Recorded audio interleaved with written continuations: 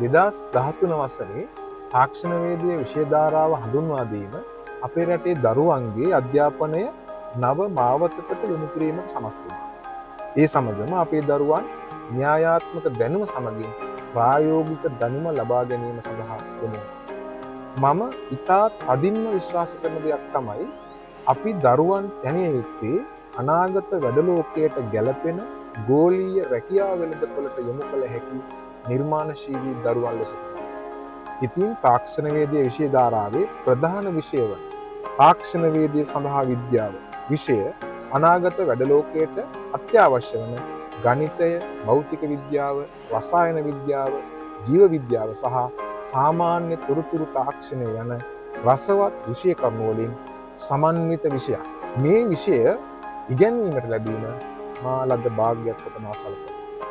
අපේ පාඨමාලාව තුළ විෂය කරුණු සාර්ථකව දරුවාට ලබා දීම සඳහා සුවිශේෂී වැඩපිළිවෙලක් මේ වෙන විට සකස් කරලා තියෙනවා. විෂය නිර්දේශය තුළ තියෙන ඒකක සියල්ල ආවරණය වන පරිදි පූර්ණ සිද්ධාන්ත සහිතව සුවිශේෂී නිබන්ධන පෙළක් ඒ ඒකකයට අපි ලබා දීමට කටයුතු කරනවා. ඊට අමතරව ඒකක අවසානයේදී ඒකක පරීක්ෂණයක් පවත්වලා දරුවන්ට ඒකකයේ පිළිබඳව තමා ලබාගත් දැනුම පරීක්ෂා කිරීමේ අවස්ථාවක් ලබා දෙනවා. වාර විභාග සඳහා අපේ දරුවන් පුරුදු පුහුණු කිරීම සඳහා පෙර පුහුණු විභාග වැඩසටහනක් අපි ක්‍රියාත්මක කරනවා.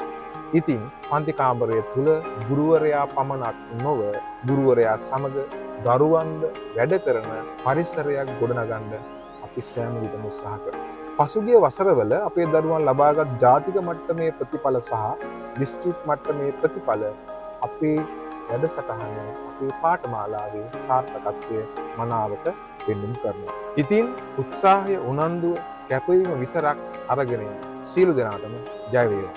මම ඩිලාන් හර්ෂ.